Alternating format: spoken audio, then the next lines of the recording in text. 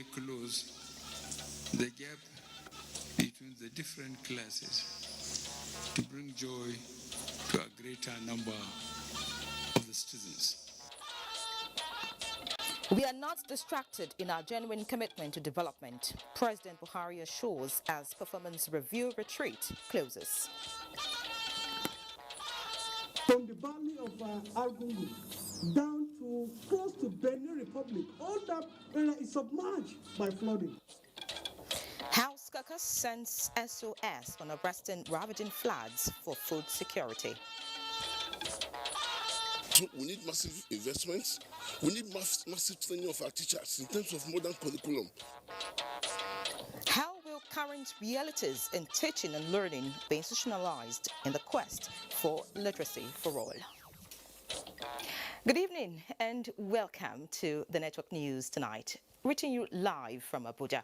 Reading with me are Dotun Oguyemi in Lagos and Mohammed Ibrahim in our Maiduguri Network studio. I'm Ian Ray John. Thanks for joining us. The just-ended ministerial retreat is our starting point tonight as President Muhammadu Buhari says the enormous challenges bedeviling the country, notwithstanding, his administration will not shirk its responsibilities nor lose focus on its genuine commitment of taking Nigeria to the next level of development.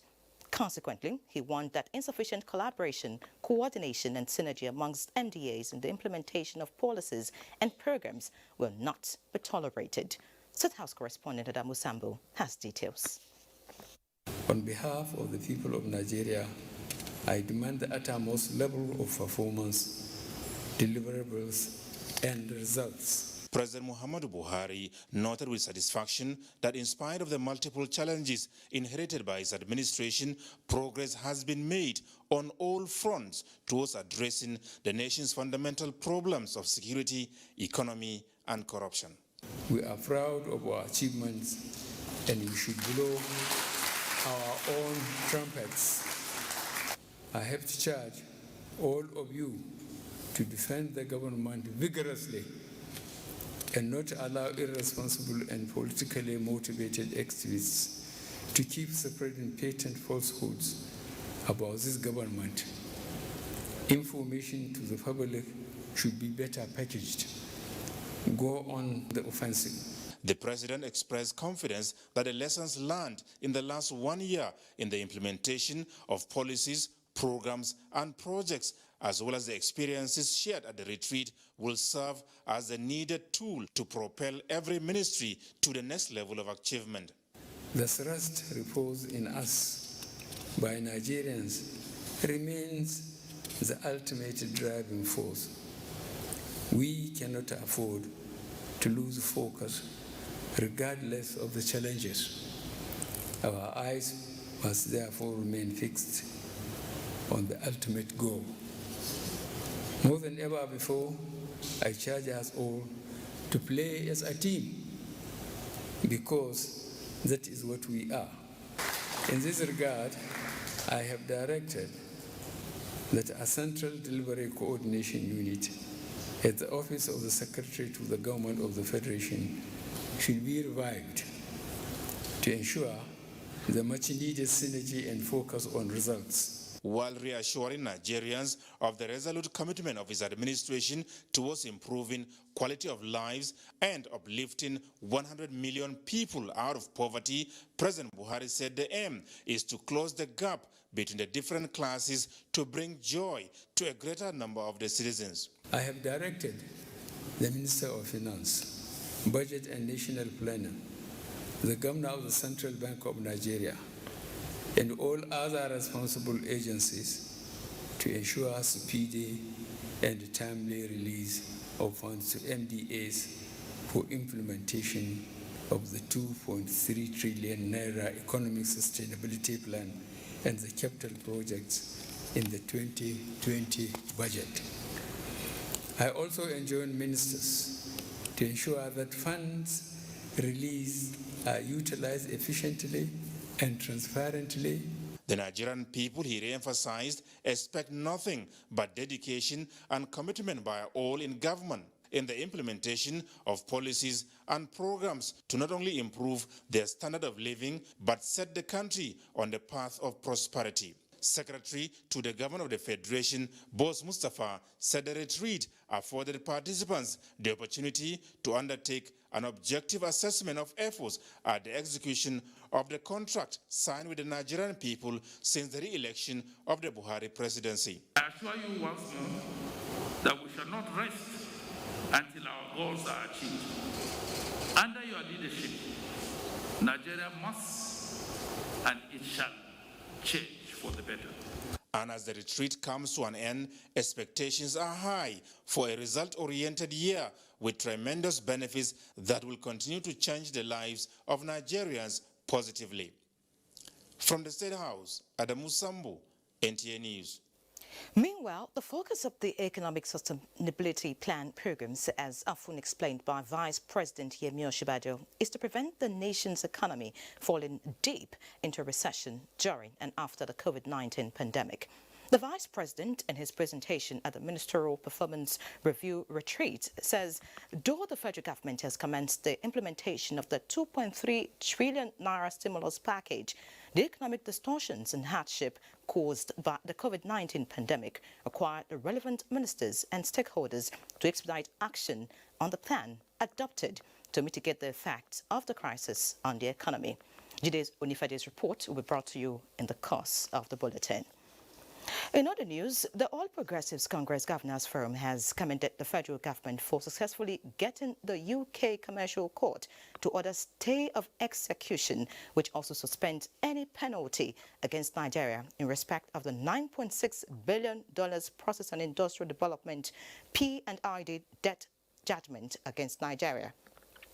Chairman of the APC Governors Forum and Governor of Kebbi State, Atiku Bagudu, in a statement says this is among critical issues discussed during a teleconference. The APC governors commended President Muhammadu Buhari, Nigeria's legal team, led by the Attorney General of the Federation, Abubakar Malami, SAN, for efficiently managing Nigeria's economy, which has led to giant strides in the execution of major national projects that include the revival of railways, the second Niger Bridge, Ajaokuta Steel, road projects across all parts of the country. The forum also recognized the effort of President Muhammadu Buhari for setting up the APC Executive and Legislative Tripartite Consultative Committee under the chairmanship of Vice President Professor Yemi Osinbajo, describing it as a right innovation to enhance the capacity of APC to resolve all political challenges. Petroleum Products Pricing Regulatory Agency, PPPRA, says the deregulation of petroleum products has taken away one of its mandate of price fixing due to the interplay of demand and supply by market forces determining the prices of petrol. The General Manager, Administration and Human Resources, PPPRA, Victor Shidok, however, says the organization will continue to monitor the downstream sub-sector for greater efficiency.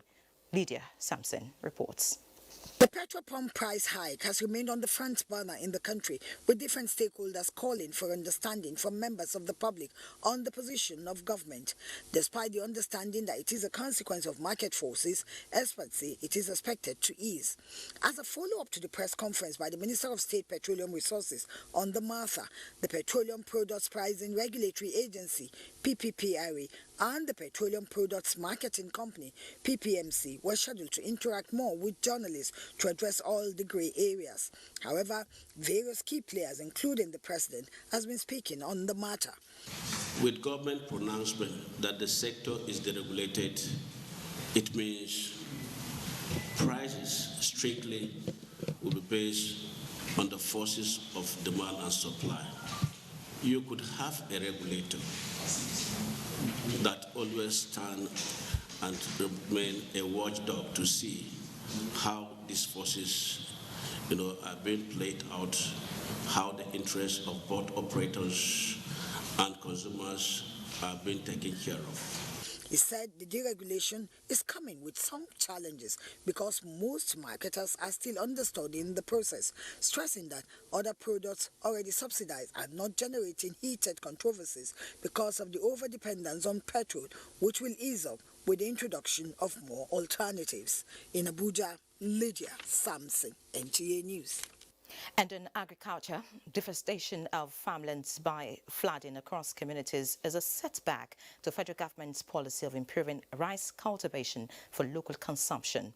Against this background, federal lawmakers from Kebbi have offered suggestions that could mitigate the impact of the disaster as farmers count losses running into billions of naira. National Assembly correspondent Lami Ali reports. A focal point of President Buhari's agricultural policy is empowering local farmers to produce staple like rice in an effort to stop importation. The flooding experienced in states like Kebbi, which has so far ravaged the entire state, with losses estimated at more than 10 billion naira, generated concerns. The Kebbi State Caucus at the House of Representatives pointed the urgent need to address this situation in view of impending food shortfall, in addition to ongoing emergency response by relevant authorities. This may include adequate and early preparation for dry season farming and the reconstructions of major infrastructure affected in the state. Going forward, the lawmakers advocated that a study be commissioned to provide solutions to the recurring disaster in Kebbi and other flood-prone parts of the country. From the valley of Argungu down to close to Benin Republic, all that area is submerged by flooding. Call for help. So we are at that level now. Lami Ali, NTA News. Meanwhile, the Emir of Yauri, Dr. Mohammed Zayanu Abdullahi, has advocated the dredging of River Niger and other waterways as a panacea to the incessant flooding being experienced in the country. The traditional rulers did this while commiserating with victims of flood disaster in Yauri and other parts of the country. Nura Tanko Wakili reports. Yauri Emirate is a major rice-producing area with River Niger passing through all the local governments in the area. The flood disaster therefore hit hard on the area, destroying rice fields on the bank of River Niger. We have traveled for about 100 kilometers on River Niger in Yauri Emirate, and 70% of this journey was on rice farms submerged by the flood water. What farmers are doing now is counting their losses. Malam Lawali Bukunji lost over 200 bags of already harvested paddy rice, while thousands lost assorted crops on farmlands. Anything that we plant near river, we lost it. We have to improve on our waterways. The river Niger must be dredged, because right now the bottom is full of 30 months of clay and sand. That will make the river narrow. Therefore, there's a lot of water to spread to other areas. The devastation was not limited to farmlands, as many riverine communities were forced out of their villages by the flood water, with monumental loss of property. The South government is trying to do a lot of help, but we cannot do it unless if you get the number of the affected lands. From Kwanji district in Shanga to Liberton and Ngesk local government areas, thousands of communities have been devastated by the flood. Nura Tanko Wakili, NTA News. And still in agriculture, using cocoa and oil palm cultivation as pilot, the Food and Agriculture Organization of the United Nations is initiating a land use and restoration program to promote sustainable food production practices in Nigeria. Onengiye Fineface reports. Over-exploitation of land and its resources do not only deplete the resources, but also degrade the quality of the ecosystem.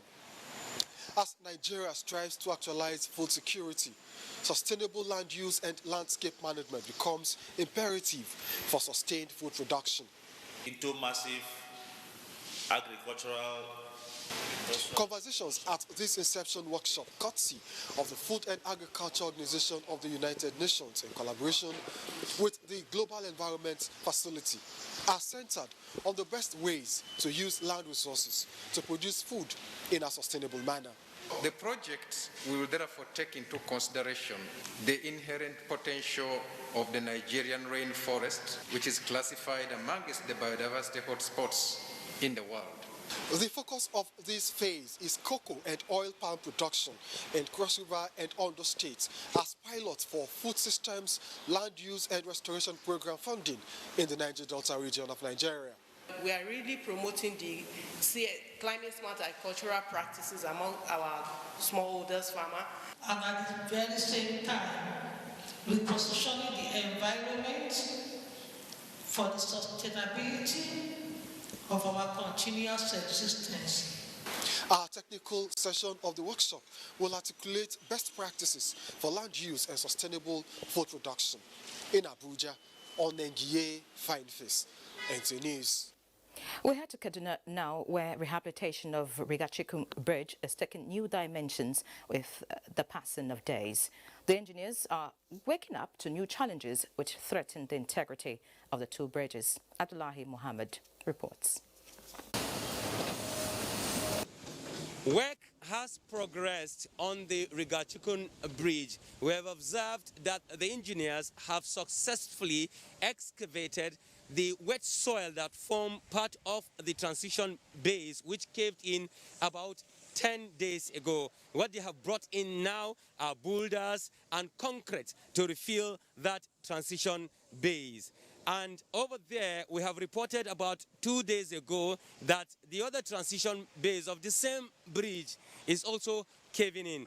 But this morning we have observed that they have been able to excavate the wet soil there, awaiting refill.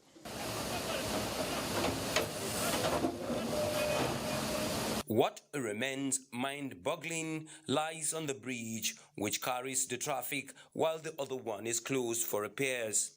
Its transition base is under threat. More worrisome, it's that its integrity is shaken and it is beginning to collapse. The engineers have carried out repair work on the transition base of the only bridge that carries the traffic for now. But unfortunately, this morning, it has also given way. In Kaduna, Abdullah Muhammad, NTA News. Equal access to COVID-19 vaccines by all, when available, United Nations advocates. Details in the second part of tonight's news this day. I should be on golden accessories. I should do bad. Mommy, it's not too early to be dressed. Too early, get. Sure. I don't dance I bought 6 now. Okay. You think I go miss all the small shop? I don't do rishi. Mommy. Should be not that a caterer when they come out, they get side or you take. And as for my women group, hey, not KSA or nothing at all.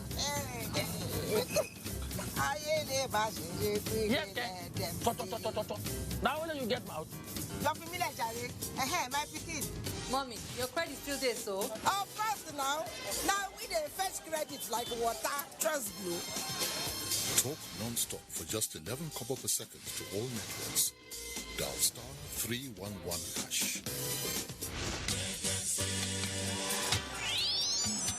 You want to know where the party they shall let?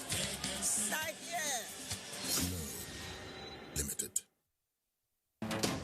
At Elizade Autoland, we don't just sell quality, we build quality.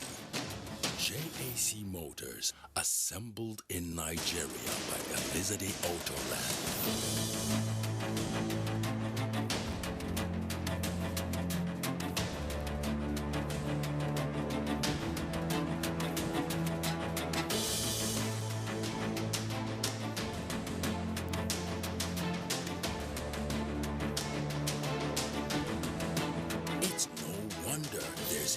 High demand for fleets of JAC Motor brands by members of the public and private sectors.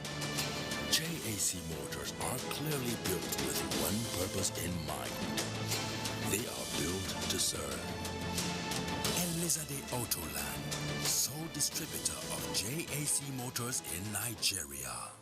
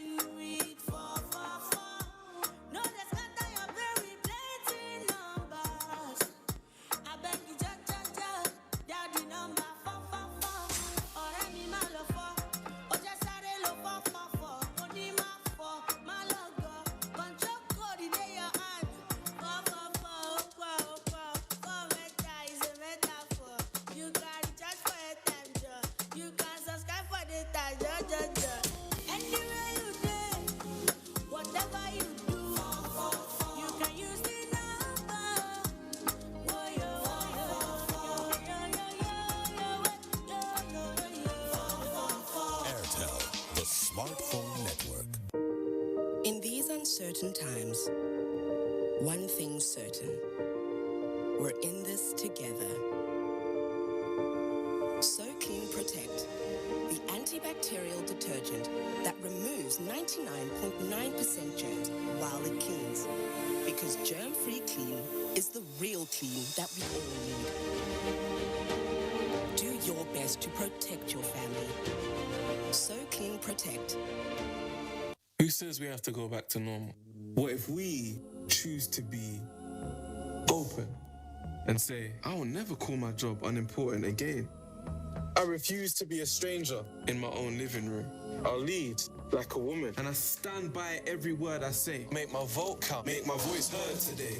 See, I'll never forget how much stronger we are together. I'll carry that in my heart forever. We'll weather the storm, so I'll be open like never before.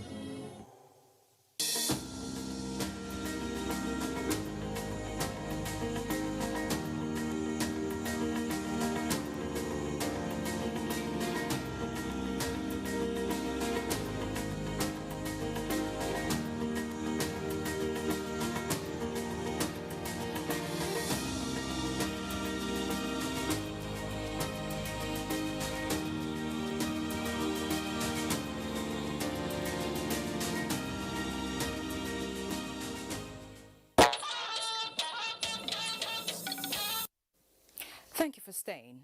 And back to our earlier report on the just concluded ministerial retreat, where the Vice President made a presentation, is not ready, and Jide Onifade will bring us details.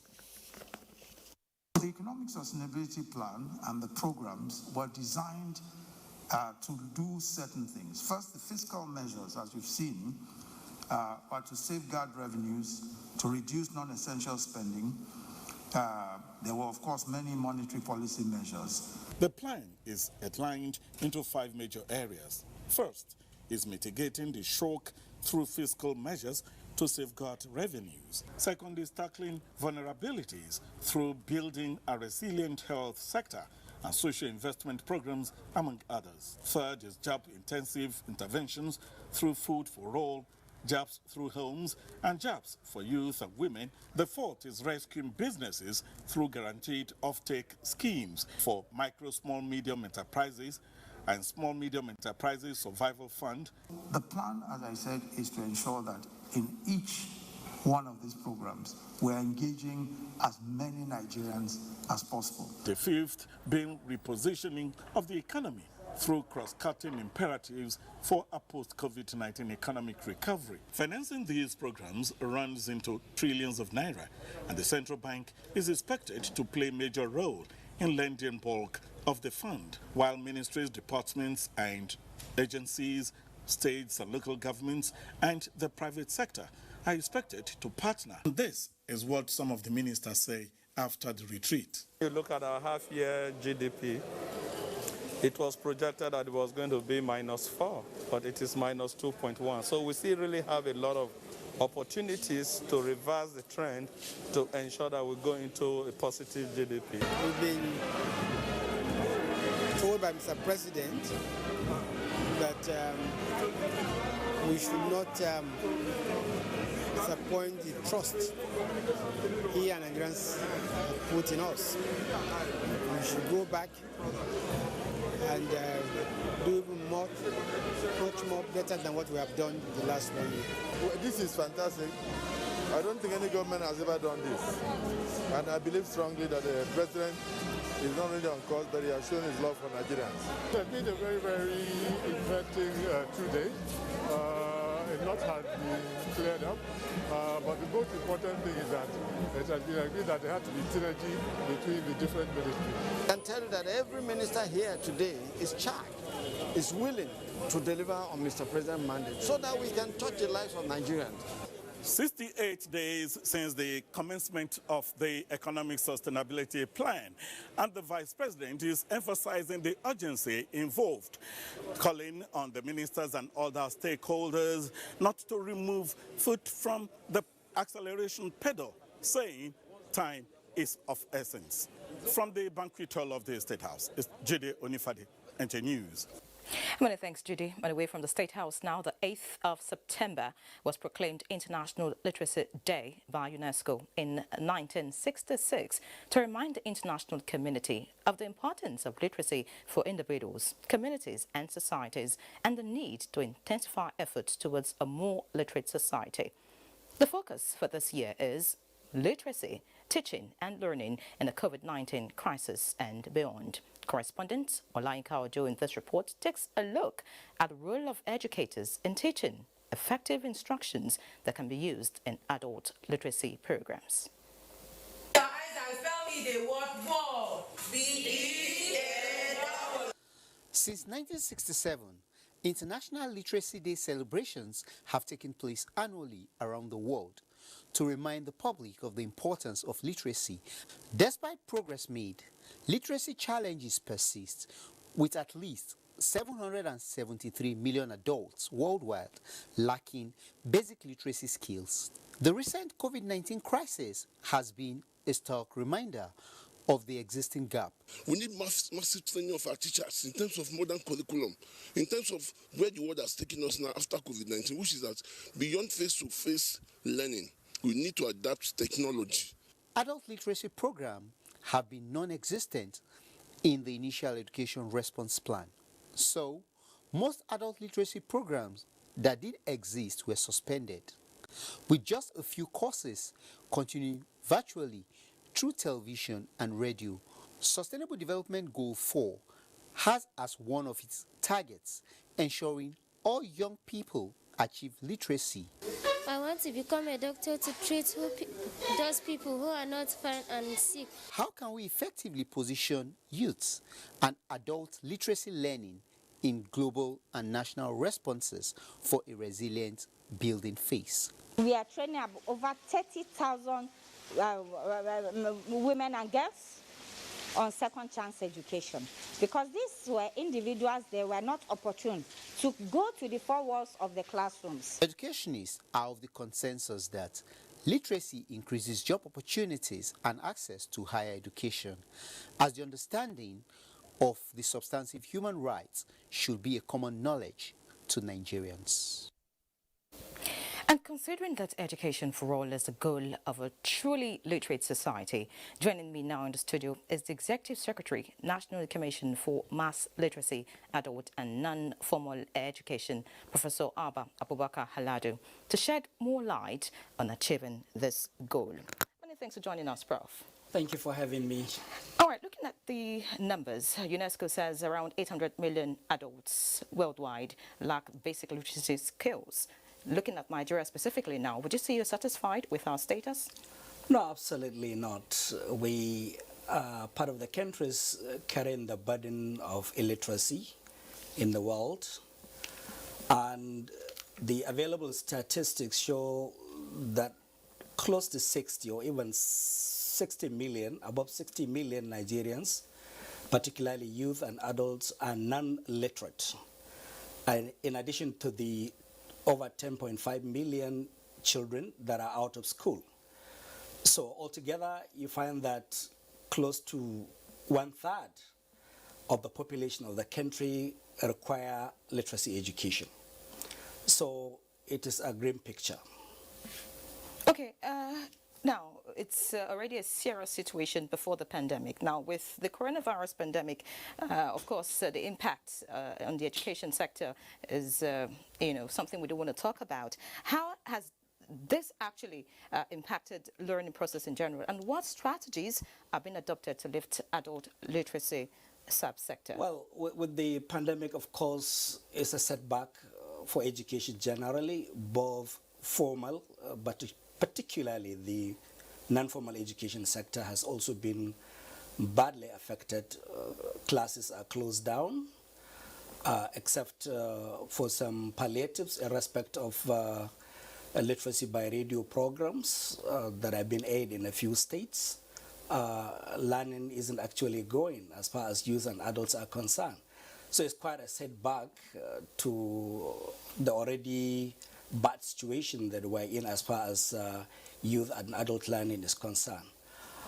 The strategy, of course, has to do with the increased use of technology to ensure that learning is provided, and mostly in respect to our own case has to do with literacy by radio and intervention in some television stations, and the increased use, of course, of mobile phones to spread some aspect of learning. We are not really adept at it yet, particularly the use of modern technology, but it has become a necessity, and increasingly we're exploring that path to ensure that learning actually continue, and hoping that the COVID-19 will be over so that classes will resume all over the country. All right. We hope that we are able to attain the 10 targets of the SDG 4, talking about the Sustainable Development Goal, which education is key. Yeah. Thank you so much, Professor. Thank you very much indeed. All right.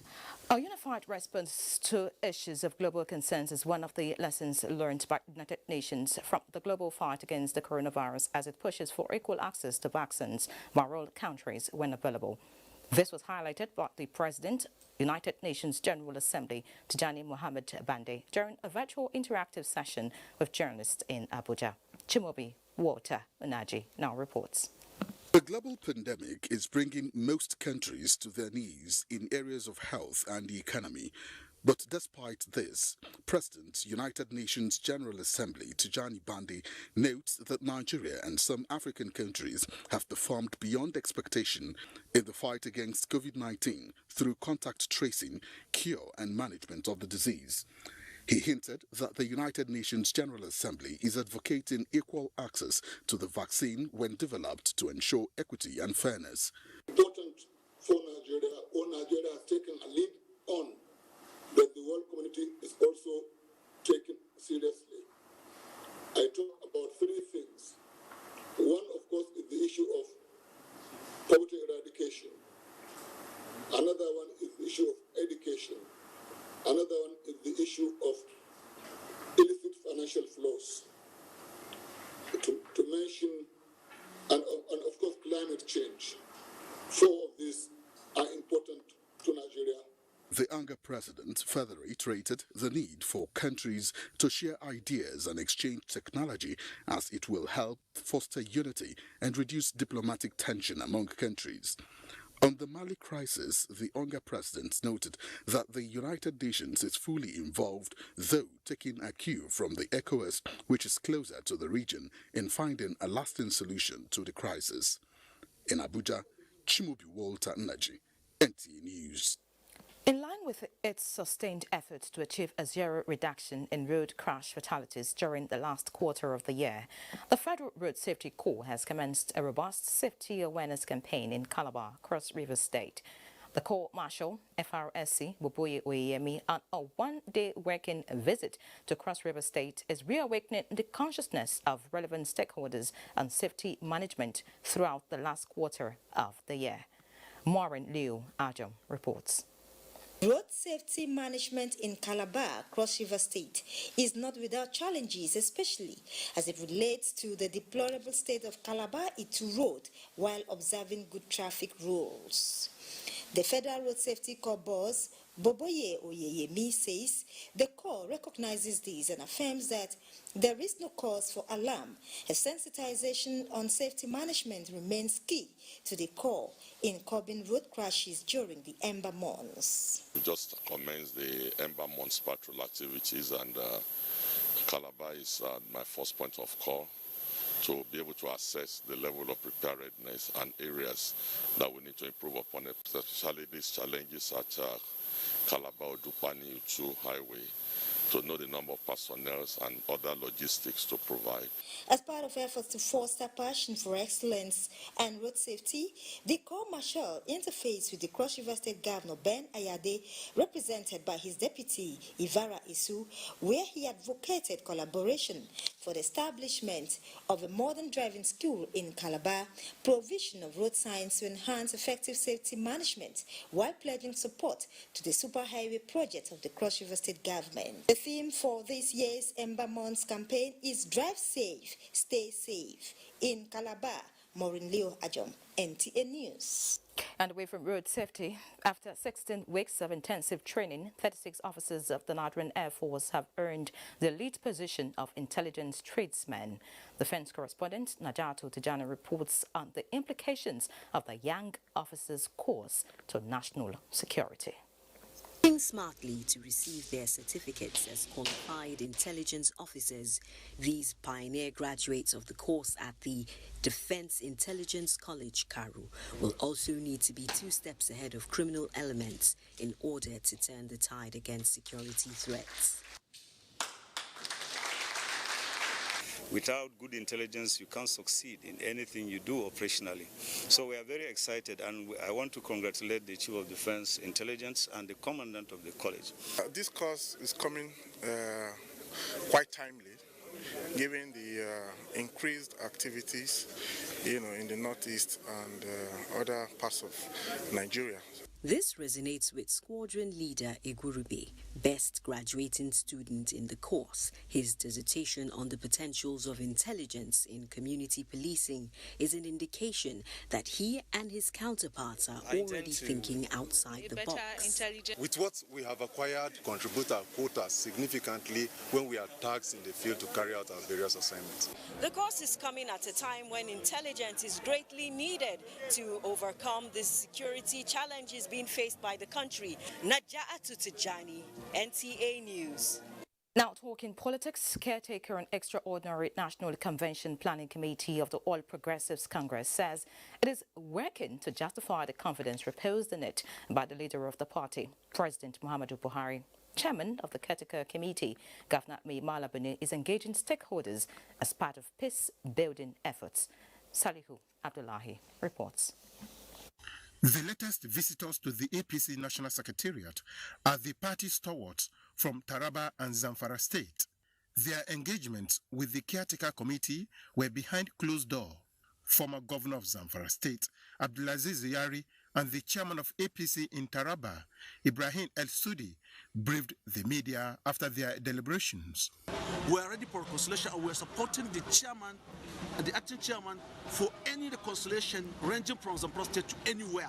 We want our party to deliver and redeliver and redeliver. He has assured us they are going to look into the plight of Taraba APC with a view to solving the plethora of issues. They said the desire of party faithful in both Zamfara and Taraba states to uplift the APC is non-negotiable.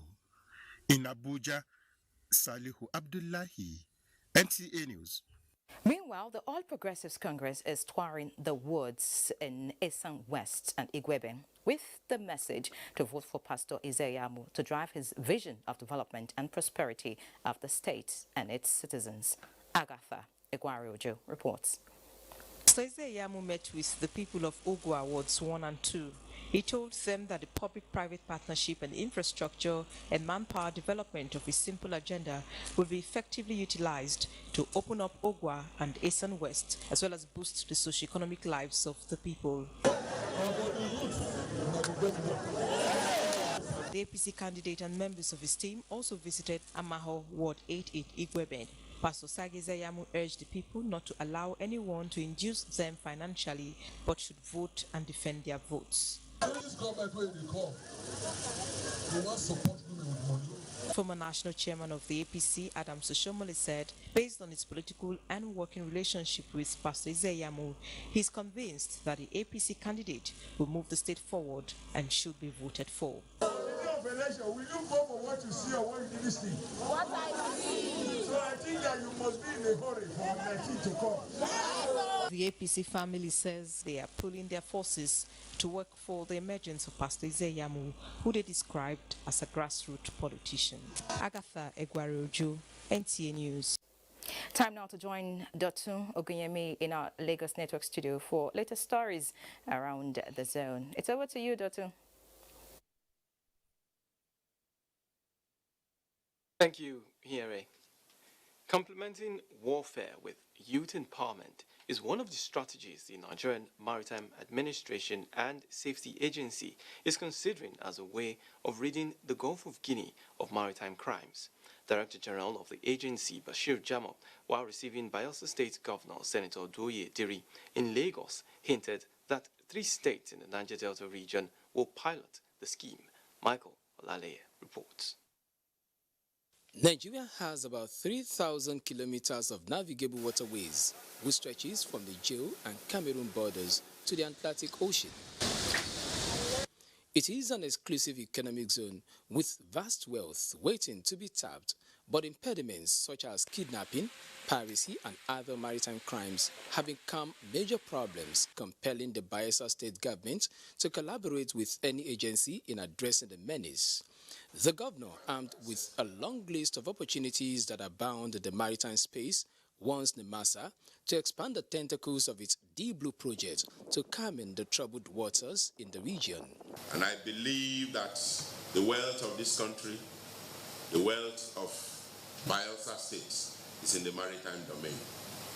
And therefore, I invite you to also partner with the state government in the establishment of that academy, which I believe will also add to the other very few that we already have, Toron and the one in Delta State.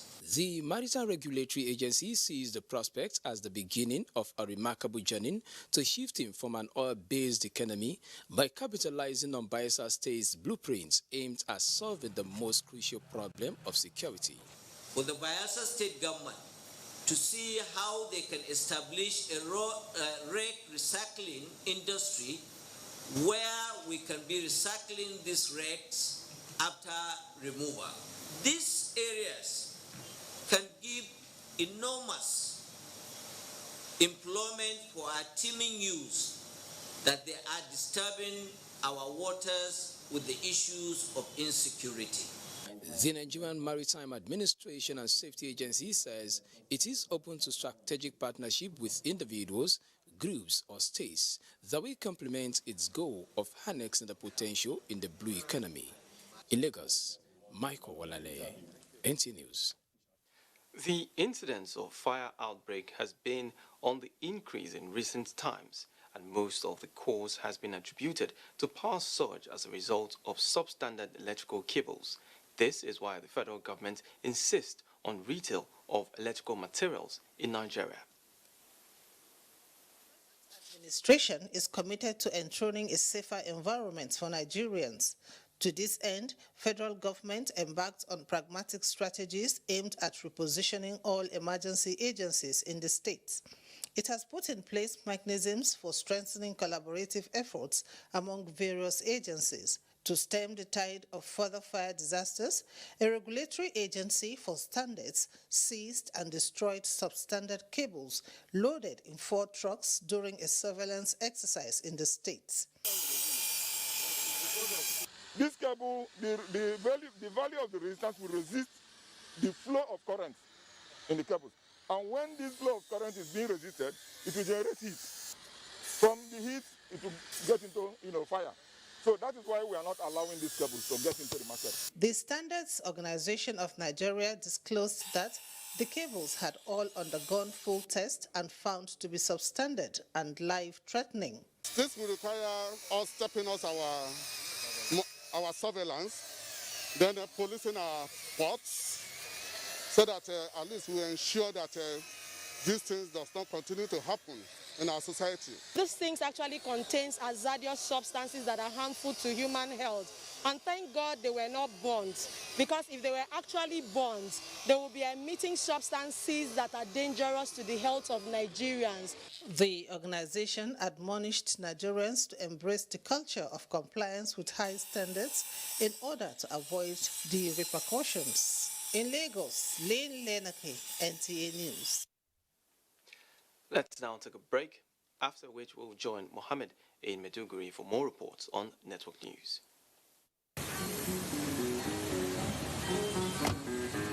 What's wrong with you? You just crashed my car with your bungalow. I said, who scratched who? You scratched me. I did not scratch you. What's wrong with this old man with it that scratch? Uncle, Please, I beg, give me your phone.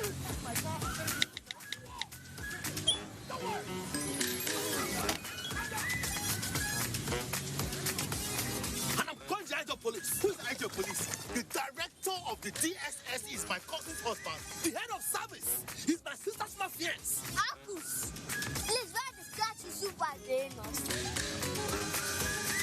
Please, can we go? Can we go? Now, that's it. Find your first with the best data plans in town. Dial *777#. Glow Unlimited. Like every mother, I'm worried about dangerous insects, especially mosquitoes, which spread diseases like malaria to my loved ones. This year, I'm not afraid. I'm using new Mortein Insta-Kill. New Mortein Insta-Kill's improved formulation knocks down mosquitoes 2 times faster. Not even a single mosquito is spared, because even one mosquito bite can cause malaria. Mortein Insta knocks down mosquitoes 2 times faster. Make a load recharge card, I beg. I don't find the money.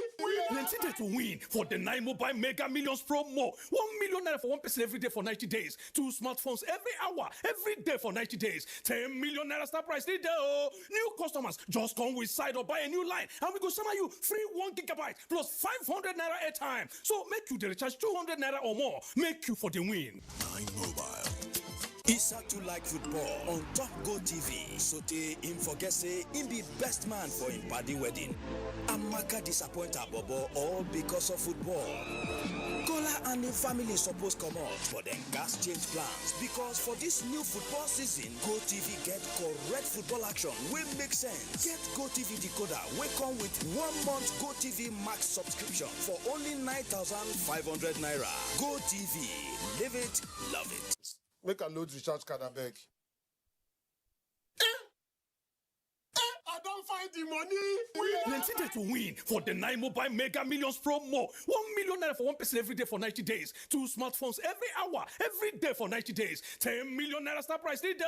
New customers just come with side or buy a new line, and we go send you free 1 gigabyte plus 500 naira airtime. So make you the recharge 200 naira or more. Make you for the win. 9 Mobile. NTA News 24. A 24-hour news station brings to you news and happenings 7 days a week. News at 10 a.m., news update at 11 and 1 p.m. News desk at 3 p.m. and 6 p.m. and late evening news at 11 p.m. Follow us on any of our platforms and keep abreast of events and current affairs within and outside our shores. We are on DSTV channel 419, GoTV channel 46, StarTimes channel 101 and Free TV channel 703. Join us.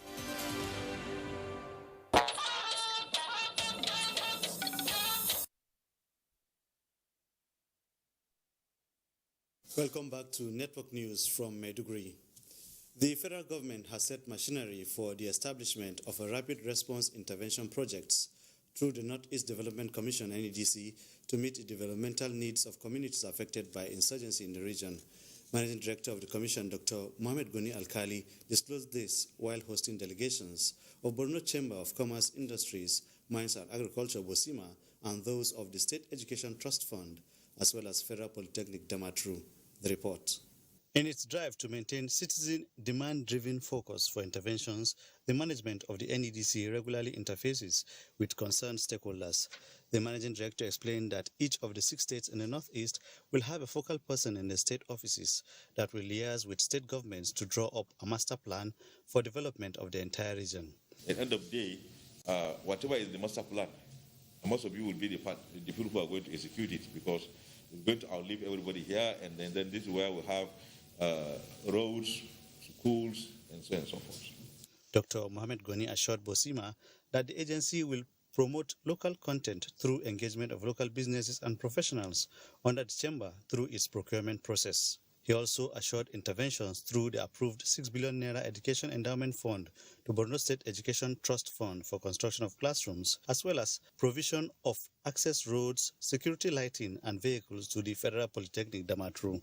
Sole Administrator Bosima Ahmed Ashemi made a case for businesses affected by insurgency, noting that when they are carried along in the procurement process of NEDC interventions, it will go a long way in reducing poverty and boost economies of medium and small businesses in the state. Executive Secretary, Borno State Education Trust Fund, Maina Yaomi, called on the Commission to key into its educational infrastructure development due to the quantum of devastation. A delegation from Federal Polytechnic Damaturu, led by its rector, Usman Kallamu, solicited NEDC to help the institution out of challenges of teaching and learning occasioned by poor access roads, lack of operational vehicles, and security lighting within its premises. In other news, despite the ongoing nationwide strike action by the Association of Resident Doctors, tertiary health institutions in Maiduguri, the Borno State capital, are offering few hours of daily service due to the peculiarities of the insurgency-affected state and demands for medical care. Jadwa John Justini reports that resident doctors in state hospitals are yet to join the nationwide action. Although resident doctors at the University of Maiduguri Teaching Hospital and the Federal Neuropsychiatric Hospital have joined the strike action, they offer 2 hours of daily services. Full service delivery is on at the State Specialist Hospital Maiduguri as the doctors are yet to join the industrial action. We are not trying to sabotage the effort of the national ARD. Our point is that we're just looking at our peculiarity. Medical stakeholders across health institutions in Maiduguri described as imperative the needs to meet nurse demand, as majority of workforce in the various institutions are resident doctors. Anywhere where residency training is taking place or is ongoing, residents have been sponsored to become specialists, and then residency is the bedrock of clinical practice in any organization. Officials of the health institutions say despite the strike, many aspects of the health service delivery have not been affected, as operations were only scaled down in areas covered by the resident doctors. The work will go on normally, but not at the capacity where we want to do if the resident doctors are not on strike. Few hours of skeletal services provided in some health institutions is in consideration of the fact that majority of their health beneficiaries are mostly internally displaced persons. In Maiduguri, Jadwa John Jessini, NTA News. That's all from Maiduguri. I now hand you back to Yenre in Abuja. Now take a quick break. Network News returns shortly. From dusk to dawn, 24 hours a day, NTA International is with you. In your living room, office, and everywhere, anywhere.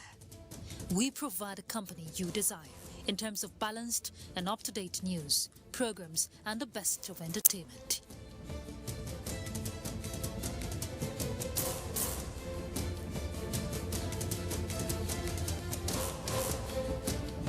Tune in to DSTV channel 251, GoTV channel 91, Freeview channel 264, or live streaming via www.visiontv.co.uk. Application for iOS or Android. Intelsat 901/332.5 degrees east. You can also see us on Facebook and YouTube for quality content on the go.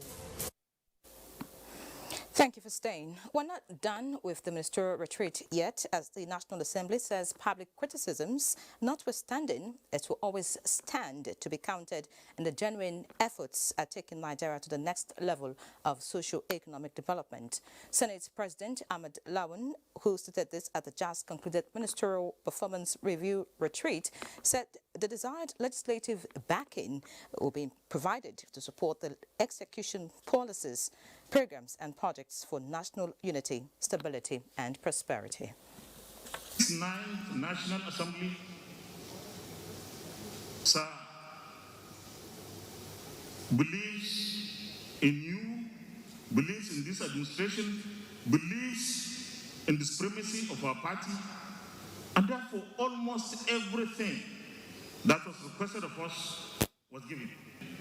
We will not change our ways, because we believe we are doing the right thing, supporting our administration, supporting our president. Our concern is the agenda of APC on the basis on which we were all elected. How do we deliver to the people of Nigeria? They trusted us in 2015 and they repeated in 2019. And by the grace of God, they will continue to trust us if we continue to do the right things. We're duty bound. In any way you cut or slice it, we're duty bound to protect our party.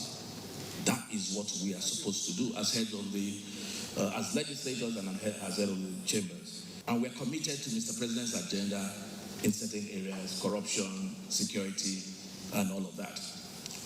If collaborating or being in partnership with your party is calling you a rubber stamp, which is not even true, then we're happy to. President Buhari's administration has left a real legacy, and there are so many of them. That is why we are emphasizing on the judicious application of scarce resources so that we identify with few projects that will stand the test of time. Now, the All Progressives Congress mourns the death of Elder Pa Azuta Samuel Mbata, father of APC chieftain Senator John Azuta Mbata. Elder Samuel Mbata was Board of Trustees, BOT, Chairman, Full Gospel Businessmen's Fellowship International, Nigeria. In a condolence letter to Senator John Azuta Mbata, the Chairman, APC Caretaker and Extraordinary National Convention Planning Committee, and Governor of Yobe State, Mai Mala Buni, encouraged the bereaved party stalwart to see the loss as God's call to his father to share a blissful eternity with him in heaven. He prayed God to lessen the weight of grief of a loved one.